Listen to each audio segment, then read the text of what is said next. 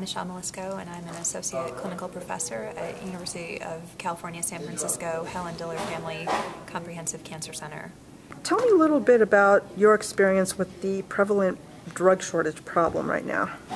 So I'm primarily a breast cancer provider, and I see patients with all stages of breast cancer, and one of the most commonly utilized breast cancer drugs, both in the adjuvant treatment of breast cancer as well as the metastatic setting, is Paclitaxel. And there have been Paclitaxel shortages across the United States that have impacted our ability to enroll patients into clinical trials as well as give them this drug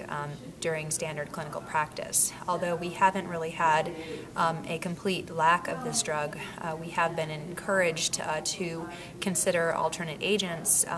rather than Paclitaxel in order to save the drug for patients who absolutely need it in the context of clinical trials.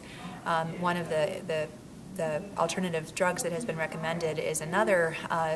nanoparticle albumin-bound Paclitaxel, which is a very active and good agent that we often give anyway, but it is quite a bit more costly. And it does have a very favorable side effect profile, but it's been challenging because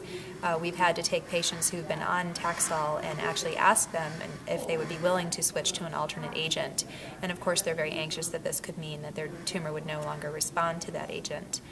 The more serious shortage that we've had is with Doxil, or liposomal Adriamycin, and that drug we've had a complete shortage of since about the middle of August. And I had patients that were actually being actively treated with this drug, some who had stable disease and some who were responding, who I actually had to take off of the drug because there was no drug available to give them. In some cases we switched them to standard Adriamycin, and in some cases we switched them to an alternate anthracycline, but both of those drugs are associated with more cardiac toxicity and more side effects. So it really was problematic for patients. And it continues to be because the program that was put in place that we were supposed to be able to get access to these drugs in time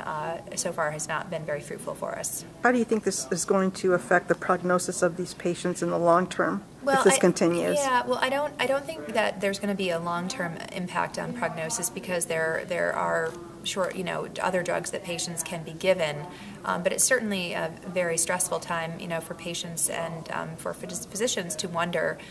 whether the drugs that we rely on will be available. I think that there are different reasons why there was shortages of Doxil as compared to Paclitaxel and then other agents that are used for other solid tumors. But I think that there really needs to be something done to assure that agents that are no longer on patent, that there are companies that are committed to make these drugs and that payers and